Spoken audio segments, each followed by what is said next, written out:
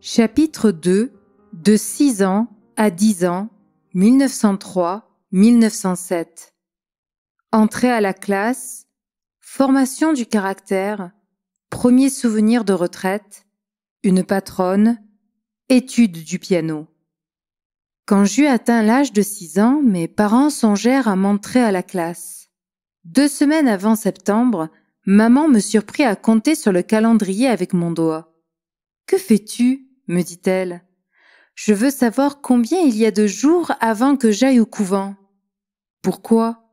As-tu hâte ? » ?»« Oh, non, j'ai peur de m'ennuyer. »« Tant mieux, alors tu aimeras cela. » Je commençai et poursuivis mes études classiques chez les religieuses de la congrégation de Notre-Dame. Attention délicate de la Sainte Vierge qui voulait me faire recevoir ma formation en dehors du foyer familial, au sein d'une congrégation qui lui est particulièrement dévouée. Et je remarque, en passant, que je suis née et qu'avec mes parents, j'ai toujours demeuré dans une paroisse consacrée à l'Immaculée Conception. J'entrai quart pensionnaire au couvent de Saint-Roch. La prophétie maternelle se réalisa pleinement.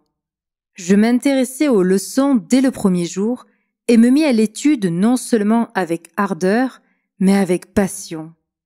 J'étais fort timide et sensible. Un rien provoquait mes larmes. D'une ambition soutenue, je visais la première place. Si je la perdais, je travaillais vite à la reprendre. L'obéissance m'était facile. Je me soumettais à la moindre recommandation aussi fidèlement et aussi promptement qu'aux plus sévères ordonnances. Je ne profitais pas des exceptions, preuve, mes cheveux bouclaient naturellement, et dans ce cas, on permettait de les attacher, mais je sacrifiais mes boucles et les fis tresser pour suivre le règlement commun. Un désir de ma maîtresse, c'était une loi pour moi. Un soir, à 4 heures, avant le départ, cette dernière nous distribua le bulletin eucharistique, revue mensuelle, dans lequel était écrit avec la musique un cantique à Saint-Joseph.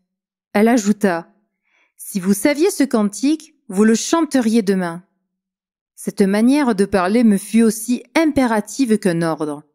J'arrivai à la maison, après le premier bonjour, je demandai à maman de m'apprendre pour le lendemain, rempli d'une sainte allégresse, si ma mémoire est fidèle.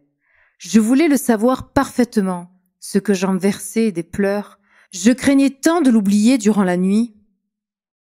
La prière avait beaucoup d'attrait pour ma jeune âme.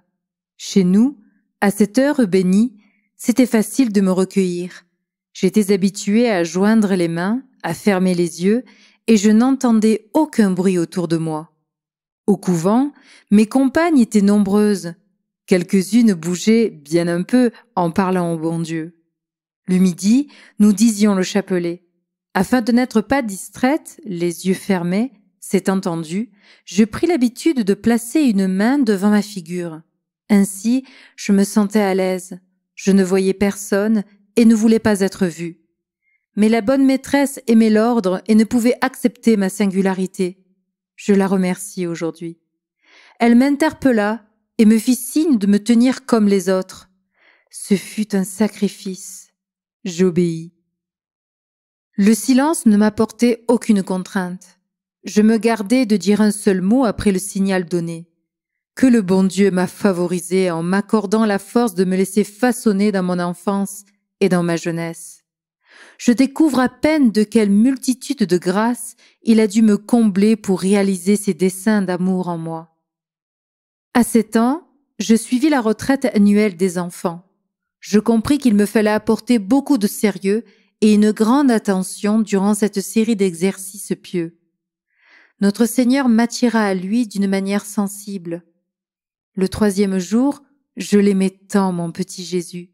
J'avais tant hâte de le voir et de le posséder que je le priais avec instance, avec toute la ferveur dont j'étais capable, de m'emmener dans son beau paradis, ce soir-là même. Ce désir me poursuivait. Durant la nuit, j'étais surprise de m'éveiller encore sur la terre et le lendemain matin, je fus fort désappointée de n'avoir pas été exaucée. J'étais très exacte à suivre mes classes. La fatigue, la mauvaise température, une promenade, un voyage, si attrayant fût-il, ne pouvaient m'être une cause d'absence ou de retard. Quant au choix de mes amies, je me montrais difficile. Elles étaient peu nombreuses. Je suis restée fidèle à celles avec qui je sympathisais. Maman me permettait toujours de les recevoir chez nous. Elle les invitait pour moi, car j'aimais naturellement la solitude. Elle ne me permettait que très rarement d'aller m'amuser en dehors de sa surveillance, même quand elle me savait chez d'excellentes familles. Mère chrétienne et généreuse, elle veillait sur sa frêle plante avec une sollicitude et un amour jaloux. Elle m'habituait à la discrétion. Je recevais en même temps cette culture au couvent. Je ne devais rien dire en classe ou ailleurs de ce qui se passait dans ma famille. À la maison, je ne pouvais rapporter que les excellentes actions des élèves. Toutefois, jamais au détriment de la vérité. Oh non! Comme mes parents m'inculquèrent de bonne heure l'horreur du mensonge. Lorsqu'on me posait des questions curieuses ou indiscrètes, je me taisais ou parlais d'autre chose. Me rendre à l'église m'était un bonheur. Nous en étions à quelques pas. Le soir, j'allais à la prière. Souvent en semaine, mes parents ne pouvaient y assister. Maman me surveillait de la fenêtre. Elle suivait de même mes allées et venues au couvent. Les éloges et les compliments avaient peu d'emprise sur mon cœur.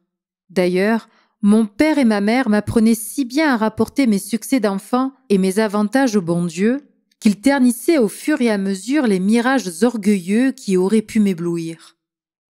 Un jour, ma maîtresse me demanda si je connaissais ma patronne. « Non, lui répondis-je. Est-ce que j'en ai une ? » « Je le pense, me dit-elle. Je vais y voir. » Elle chercha en vain. La fille de Jacob s'appelait ainsi, mais impossible de trouver une sainte canonisée par l'Église. Je me dis en moi-même, eh bien, je serai sainte. Je donnerai une patronne à celles qui porteront mon nom. N'était-ce pas là une inspiration divine orientant mes efforts vers un but ? Ce fut mon premier idéal. À 8 ans, je commençai l'étude du piano sous la direction d'une maîtresse privée qui s'intéressa beaucoup à moi. Elle vint chez nous durant 4 ans. Pendant ces années, je me livrai à ce travail avec goût, toutefois avec modération, par ménagement pour ma santé. Les enfants alors ne faisaient leur première communion qu'à 10 ans. À 9 ans, j'étais de taille plus élevée que les fillettes de mon âge. Je comprenais suffisamment le catéchisme pour recevoir le pain du ciel. Maman se présenta avec moi au presbytère et demanda à monsieur le curé la faveur de m'admettre à la sainte table. Ce saint prêtre jugea prudent de refuser, cette permission étant exceptionnelle à la coutume établie. Oh, que j'aurais été heureuse d'un si grand privilège! Notre Seigneur voulait être désiré davantage par mon pauvre cœur. Il demanda une année de plus, de préparation et d'attente. Quand on me parlait de petits sacrifices, cela ne m'effrayait pas. J'éprouvais une joie si intime d'en offrir quelques-uns à Jésus. Je cherchais à les dérober à qui que ce soit, même à mes parents. Je commençais à dissimuler mes sentiments intérieurs de piété et de dévotion. Mon âme allait se concentrer en elle-même pour ne s'ouvrir pleinement qu'à son Créateur. Les offices religieux m'impressionnaient. Je me rappelle qu'un soir, au temps de la Passion, je sortis tout ce que je possédais de rubans noirs et violets, les suspendis aux meubles, les attachai en boucle à mes jouets. En apercevant cette décoration funèbre, maman me demanda de m'amuser d'une manière moins triste. J'obéis. J'avais agi de la sorte par pitié.